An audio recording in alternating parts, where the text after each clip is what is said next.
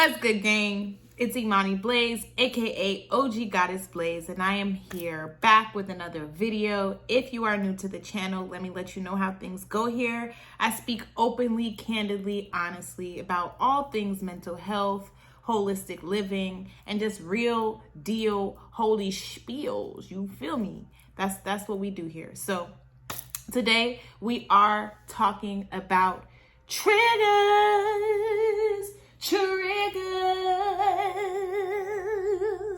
and they're doing something outside. So I'm about to pause this and just wait for them to stop because we can't do this. Okay, I don't know. I think they're kind of done. I think. Anyway, before they get started again, let's just get this out the way. Let's get this show on the road. Go ahead and like this video, subscribe to the channel, share this video if I speak on things that you feel like other people need to know about. Help me grow this thing, okay? Help me grow this thing. If you see me talking with my hands, it's because I'm trying to cover this right here because I was eating lo mein before we started this thing and I was not about to sit here and put on a whole nother outfit just to talk to y'all. Get the fuck out of here. We're not doing that. But for real though, like the video, subscribe to the channel, tell other people about this, help me get up in these algorithm streets so we can grow this thing. Okay? Now let's get into it. Triggers, those are those things that you just react to without thinking. But if you are on the healing path, if you want to live a more intentional lifestyle, a healthier lifestyle, then you have to get aware of your triggers. You cannot just react every single time something happens. Like you can't do that. So it's just it's something that I had to learn after years of allowing my triggers to run my life. So trigger number 1, being ignored. I can't stand being ignored. Like if I text you and I know you saw my text message and I know you're ignoring me, my anxiety sets in the form of unwanted thoughts, ruminating over the reason why that person is not getting back to me. Healing therapy has shown me and taught me that it's the abandonment issues, being neglected as a child, being abandoned as a child emotionally. So now I'm an adult who gets triggered whenever I feel like somebody's about to potentially abandon me. So what I do now when I feel that trigger coming on, I just remind myself I am loved unconditionally. And even if that person is ignoring me, I shouldn't be taking it personally. And 9 times out of 10, I'm not being ignored. 9 times out of 10, the other person is doing what they need to do for themselves. 9 times out of 10, it ain't personal. It has nothing to do with me. It never really has anything to do with me, even when it has something to do with me. So be reminded of that. If being ignored is a trigger for you, like if you text your dude and y'all are arguing or something and he just flat out stops responding and you start feeling like you need to start blowing his phone up back to back, stop. Say to yourself, whew, okay, I'm triggered. And go sit your ass down, okay? And sit with your own stuff and leave that person alone. You guys will talk again, promise. And if you guys don't talk again, divine intervention, baby, divine intervention. All right, we're gonna move on. Trigger number 2 for me is when my parents don't do shit that they say they're gonna do. It triggers that childhood wound, like, cause y'all been doing that shit since I came out the womb. And I get triggered because I know that. And so anytime, I said this in my last video, anytime that I expect my parents to do the opposite, I'm practicing cognitive dissonance because I know who they are, why they are the way they are, and how they're always going to be. So whenever I expect a different outcome and it doesn't happen and I'm triggered, I'm more so just mad at myself. Like, you really thought they was finna come through? You really thought this shit? So what do? I usually watch an old video of mine, or I just meditate and I say the same thing over and over again when I start having intrusive thoughts about why my parents didn't do this, why I say to myself, this is your journey. This is your journey. This is your journey. When I say this is your journey, I mean fully getting to a point of acceptance when it comes to understanding that, okay, girl, you were neglected as a child, you were abused as a child. This is your journey. It has a purpose. It has a why. Your parents and their bullshit is a part of your journey. And that just really soothes me, gives me some power, just kind of brings my ego into it a little bit, because I just be like, damn, I'm strong. Yes, this is my journey. Yes. Trigger number 3, a messy environment. If I wake up and my place is a mess, my brain is a mess. I cannot function in mess. If I go to somebody else's space and their space is a mess, I'm not staying in that space very long. It triggers, again, my just childhood wounds. All of my triggers stem from childhood. And growing up as a child, I just didn't have the cleanest environment. We had roaches.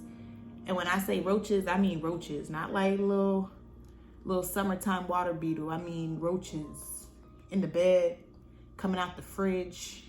So I am traumatized. Okay, traumatized. My partner now thinks I clean too much, but it's just because, like, I don't ever want to go back. So, yeah, messy environments really just trigger me. And I go back to childhood Imani, who used to clean the house. My parents did not clean. It just wasn't a thing. So I would literally, like, I remember this, like, I was a little girl, like, literally cleaning the house top to bottom, placing vases in different places, just trying to make the space look somewhat like something, even though it always looked like a trap house. Yeah, let's just move on, because I'm getting triggered.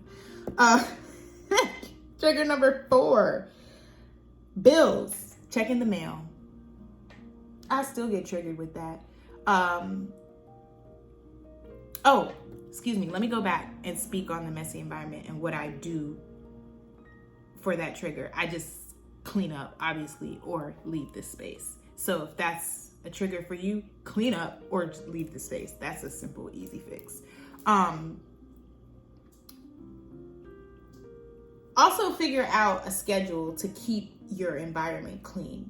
So no, it's not a simple, easy fix if you constantly find yourself with a messy environment and you know that you don't thrive in a messy environment.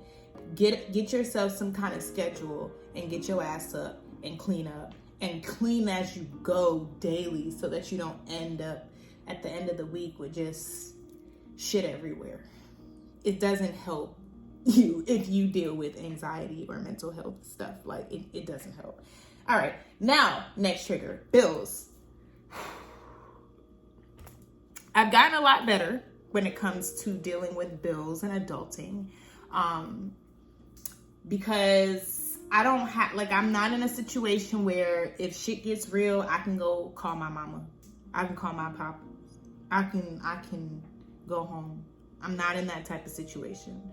So for a long time, whenever I would be confronted with bills or something, I would just break down crying because I didn't plan for the bills, or I felt like I didn't have enough money for the bills, even though I always have enough money for my bills. I always am able to take care of everything. But those first few years of adulting,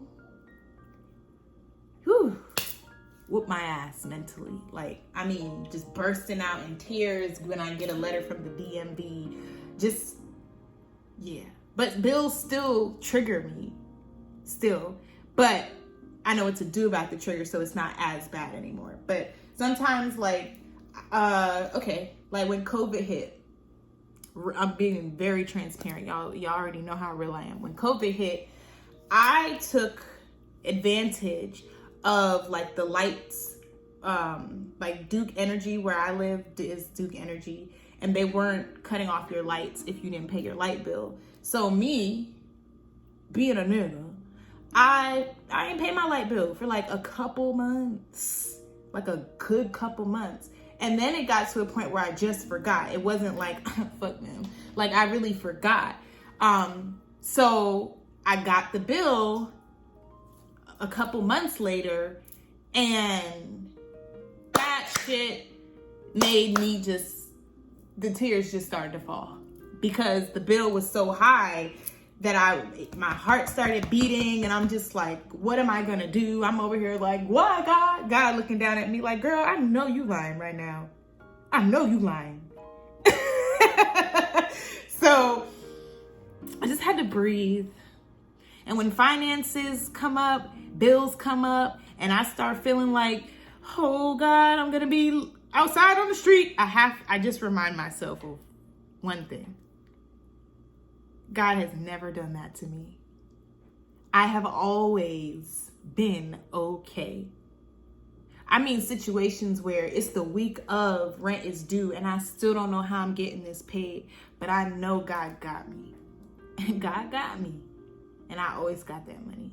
So anytime I start getting that feeling in my stomach, it literally feels like my stomach hurts. Like I just have butterflies in my stomach. And I'm scared. I just remind myself, God has always taken care of me. That I'm not gonna be homeless. I'm always gonna be able to take care of my responsibilities. Always. I also affirm that daily. Like I thank you, God, for always making sure that I'm able to take care of my wants and my needs. My wants and my needs.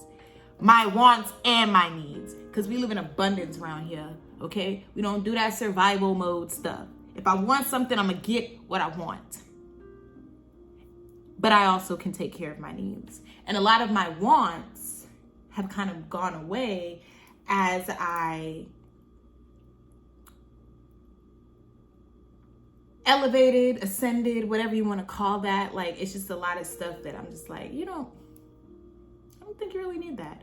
But there are other things still that I'm just like, no, I want this. Like, I know I live in a matrix. I'm here to live some of this damn human experience. Shit. I want that.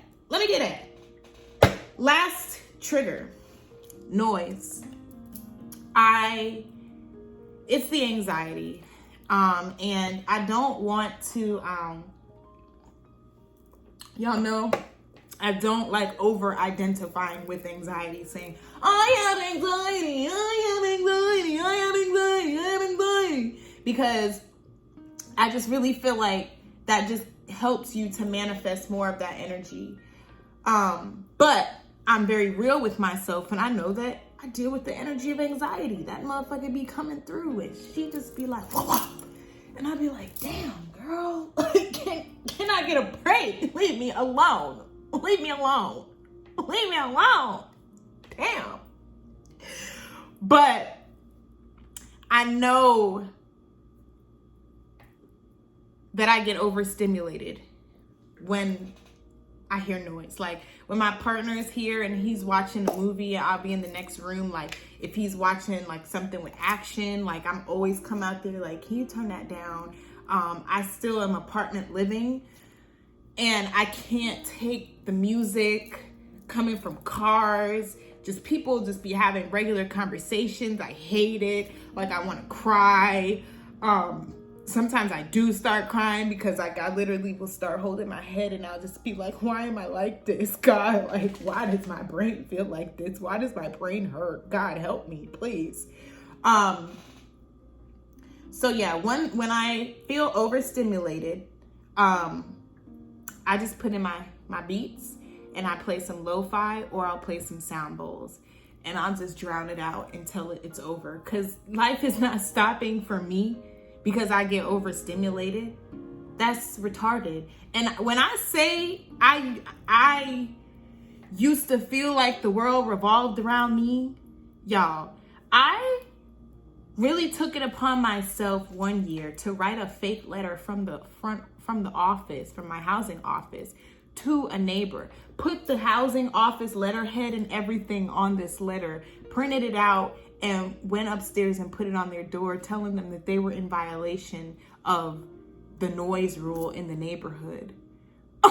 Like, because constantly hearing them walk back and forth doing stuff was really overstimulating me, and I was really freaking out. So I was like, I have to do something about this. I can't live like this. Of course, I got checked by the office, and they were like, you can't do that. Like, what? And I really understand now, like, you can't force the world to revolve around you. You can't, everybody doesn't know that you deal with mental health issues. Everybody doesn't know that you get overstimulated. So you have to find a way to deal with those things that trigger you. So that's just my little list. 5 things.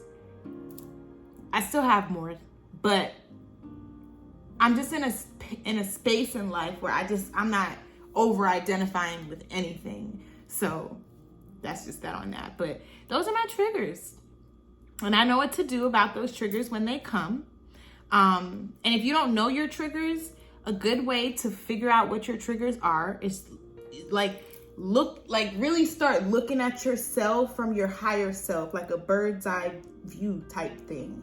And like, when you find yourself snapping, when you find yourself not in your zen, not like when you just find yourself just like that thing that makes you just, that's a trigger. When you feel your heart beating, that's a trigger. When you feel your stomach turning, that's a trigger. Another trigger for me, confrontation. I get very triggered when I'm having to confront somebody about something, because I know my energy and I know how fiery I am, and so I'm doing my best to like keep it here. But depending on what the thing is that I'm confronting, I want to go here. So like I'm very like hyper vigilant about like just all of that. So that's another trigger. But again, I've started studying myself, and when I started studying myself, I was like, oh, okay, you triggered. Sit down. Sit your ass down. And that's really how you have to talk to yourself. Like, you can't just say I'm triggered and then expect other people to deal with that shit. No, you need to deal with that shit, because those are your triggers. And it doesn't matter if somebody else is doing the triggering. You still have to take control. Okay? So that's that on that. OG Goddess Blaze.